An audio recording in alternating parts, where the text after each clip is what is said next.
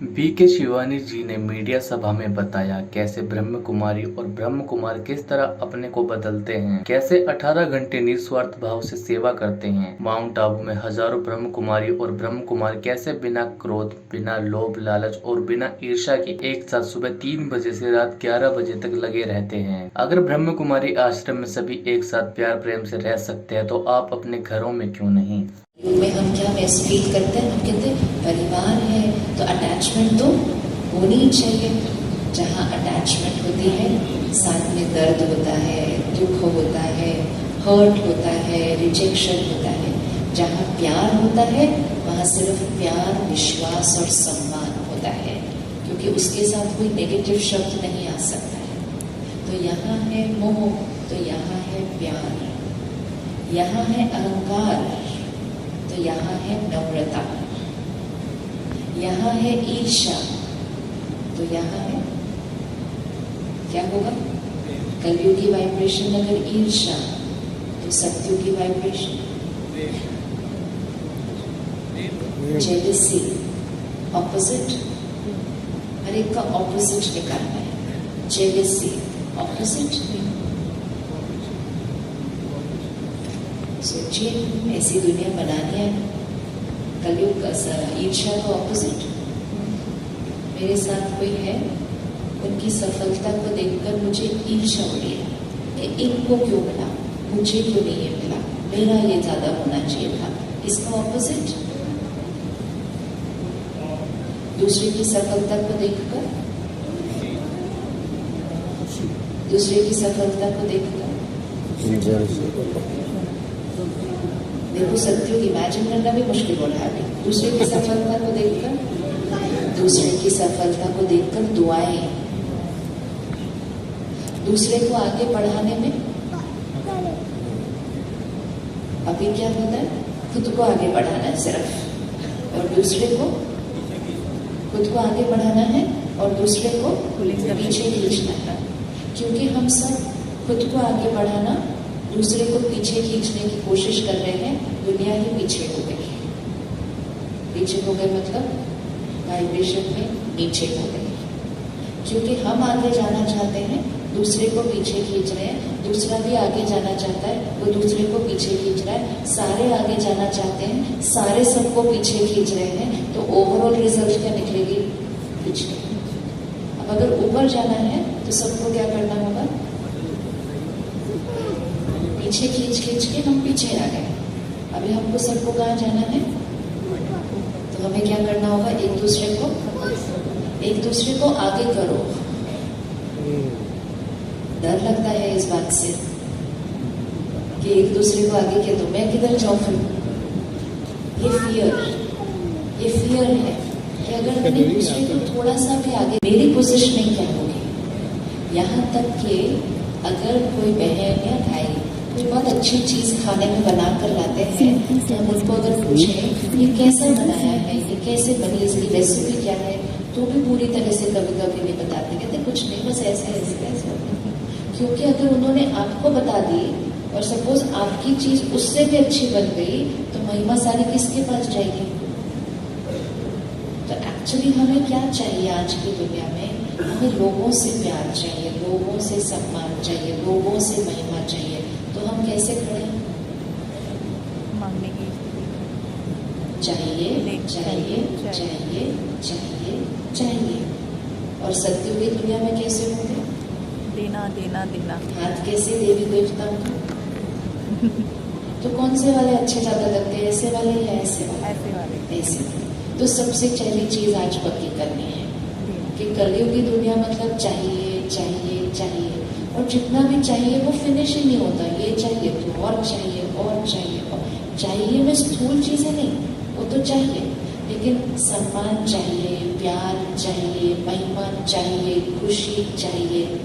और जिनसे चाहिए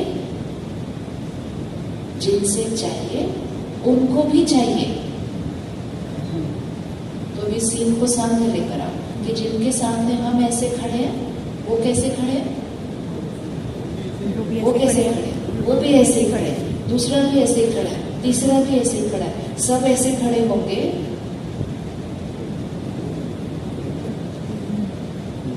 वाला कौन है? तो हमें जिनसे चाहिए, कहते पहले हमें चाहिए, मेरे पास ही नहीं है देने के लिए।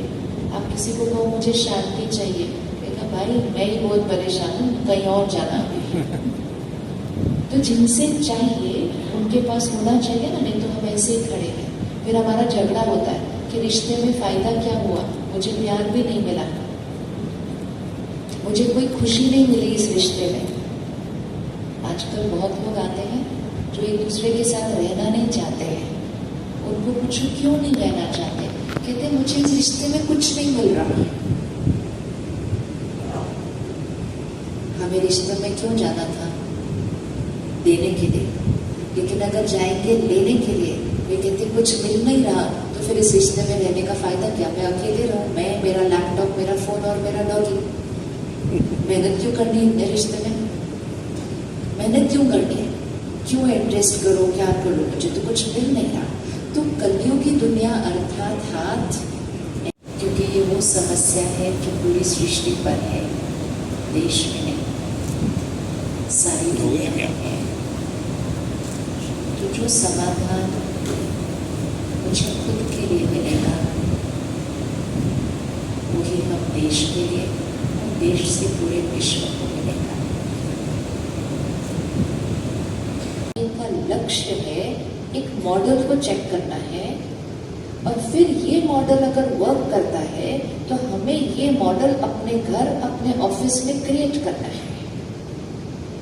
अगर हम वहां आकर आपके शहर में कॉन्फ्रेंस करें और हम कहें नहीं हम इकट्ठे सब प्यार से रह सकते, तो आप कहेंगे नहीं, आज की दुनिया में ये सब पॉसिबल नहीं है। तो यहाँ आने का लक्ष्य ये होता है कि एक, खुद को उस वातावरण में रहकर ऊपर उठाना, और दूसरा एक वर्किंग मॉडल देख लेना कि कलयुग के घोर कलयुग में भी ये मॉडल वर्क कर रहा है। तो अगर 1000 भाई इकट्ठे रह सकते हैं, युवा है सारे, युवा है, और मोस्ट इम्पोर्टेंट 24 घंटे में से 18 घंटे तो ये सेवा कर ही रहे हैं, संडे कोई छुट्टी है नहीं, और उसके एंड में मिलता जो दुनिया के हिसाब से वो कुछ मिलता नहीं। तो इंसेंटिव क्या है? इंसेंटिव क्या है? ना कोई सैलरी है, ना कोई प्रमोशन है, ना कोई पैकेज है, कुछ नहीं मिलता जो दुनिया के हिसाब से मिलता है। फिर भी ये मॉडल है। तो आपको नहीं लगता फिर यही मॉडल वहां क्रिएट करना कितना इजी होना चाहिए? जहाँ 4 लोग हैं, 8 घंटे घर पे रहते हैं, 10 घंटे बाहर जाते हैं, मिलता भी इतना कुछ है। फिर क्यों? सिर्फ एक ही रीजन, इसमें सिर्फ एक ही रीजन है, क्योंकि यहाँ जो रह रहे हैं, सब कुछ कर रहे हैं, वो सब कुछ करते हुए साथ में एक ध्यान रख रहे हैं कि वो अपना ध्यान रख रहे हैं। और वहां हम क्या कर रहे हैं? सब कुछ कर रहे हैं, सबका ध्यान रख रहे हैं, बिना अपना ध्यान रखे। बस सिर्फ उतना फर्क है। बिना अपना ध्यान रखे हम सब कुछ कर रहे हैं। तो हमने बाहर सब कुछ पा लिया, लेकिन मन की स्थिति में हम क्या होते गए? और यहाँ हम क्या करते हैं कि बाहर सारी सेवा कर रहे हैं, लेकिन सब कुछ करते हुए सुबह दिन की शुरुआत आधा पौना घंटा आपने लिए मेडिटेशन किया, आत्मा रूपी बैटरी को क्या किया? चार्ज किया। फिर 1 घंटा पौना घंटा ज्ञान सुना, आत्मा को अच्छी खुराक दी। अब बाकी 18 घंटे 1000 लोगों के साथ एडजस्ट भी किया और हजारों लोगों की सेवा भी की। अच्छी फीलिंग आती है ना? ऐसी बात, ऐसे वाली मतलब जब हम लोअर वाइब्रेशन पर होंगे तो हम वो लोअर एनर्जी ही हमसे सबको मिलेगा। आप एक ऑफिस में बैठे हैं, अभी कोई एक जना घुसता है ऑफिस में, बहुत परेशान, बहुत अशांत, तो उसके चलने के साथ साथ उसकी एनर्जी उसके साथ चलती है, और चलते चलते उस पूरे ऑफिस की एनर्जी को वो क्या कर देगा? चेंज कर देगा। तो ये है वाइब्रेशन। जब हम एक जना अपनी वाइब्रेशन को चेंज करते हैं, मतलब यहाँ से यहाँ, यहाँ, ऐसे नहीं यहाँ से यहाँ चला जाएगा, धीरे धीरे धीरे जैसे हम अपना शरीर का स्टैमिना कैसे बिल्डअप करते हैं, ऐसे हमें आत्मा का स्टैमिना भी बिल्डअप करना है। लेकिन जैसे जैसे हम ऊपर की तरफ चढ़ेंगे अपने वाइब्रेशन में, उसका बेनिफिट सिर्फ हमें नहीं होगा, हमारी एनर्जी, हमारा वाइब्रेशन सबसे पहले किसको बेनिफिट होगा? अगर मैंने यहाँ पर अपनी वाइब्रेशंस को ऊपर उठाया, ये वाली लिस्ट से ये वाली लिस्ट पर शिफ्ट हुए, काम, क्रोध, लोभ, मोह, अहंकार, ईर्ष्या, द्वेष, नफरत, इससे शिफ्ट होकर पवित्रता, सुख, शांति, खुशी, आनंद, इसकी तरफ हम शिफ्ट हुए, तो सबसे पहला बेनिफिट किसको होगा? हम शिफ्ट हुए तो सबसे पहला बेनिफिट किसको होगा? तो हम शिफ्ट हुए, सबसे पहला बेनिफिट होता है हमारे शरीर को। जब हम इस लिस्ट में हैं तो बीमारियां बहुत ज्यादा है। ये आप सबको इसलिए बहुत ध्यान से देखना है, क्योंकि आप समाधान अगर ढूंढना चाहते हैं तो आपको ये पता होना चाहिए सारी समस्याओं का कारण क्या है। पहली बात तो जो आज समाज में बीमारियां तीव्र गति से बढ़ रही हैं, अभी अभी हमने देखा पिछले 2 साल में बहुत कम आयु में शरीर छोड़ना, और फिर सबने कहना पर वो तो बहुत फिट थे, बट वो तो एक्सरसाइज भी रोज करते थे, उनकी तो डाइट भी बहुत अच्छी थी, तो ऐसा क्या हुआ? तो फिर आपने न्यूज चैनल्स पे डॉक्टर्स को बुलाया, पैनल डिस्कशन की, मूल क्या निकला? उसके बाद डॉक्टर ने कहा स्ट्रेस, मतलब यहाँ तो यहाँ की वाइब्रेशन शरीर पर असर डाल रही है। तो जैसे ही हम इस वाइब्रेशन को ऊपर उठाते हैं, सबसे पहली चीज शरीर का स्वास्थ्य, क्योंकि यहाँ की वाइब्रेशन ऊपर गई, सबसे नजदीक आत्मा। तो मानसिक बीमारियां बढ़ रही है। क्या लगता है आपको? मानसिक बीमारियां बढ़ रही है। क्यों? क्योंकि जितना हम नीचे वाइब्रेशन में जाएंगे, डर, चिंता, इनसिक्योरिटी, रिजेक्शन, मानसिक बीमारियां बढ़ती जाएंगी। शारीरिक बीमारियां बढ़ रही हैं। क्यों? क्योंकि जितना हम लोअर एनर्जी पे जाएंगे तो यहाँ लोअर एनर्जी। तो फर्स्ट जना जो बेनिफिट होगा वो होगी मेरी बॉडी। दूसरा असर किस पर होगा? अगर एक ने अपने वाइब्रेशंस को उठाना शुरू किया, दूसरा प्रभाव किस पर पड़ेगा? सोचो, किस पर पड़ेगा? आपकी एनर्जी। आप यहाँ से 3 दिन बाद घर जाएंगे, आपकी एनर्जी चेंज होगी। आपको लगता है 3 दिन बाद आपकी एनर्जी चेंज होगी जब यहाँ से जाएंगे?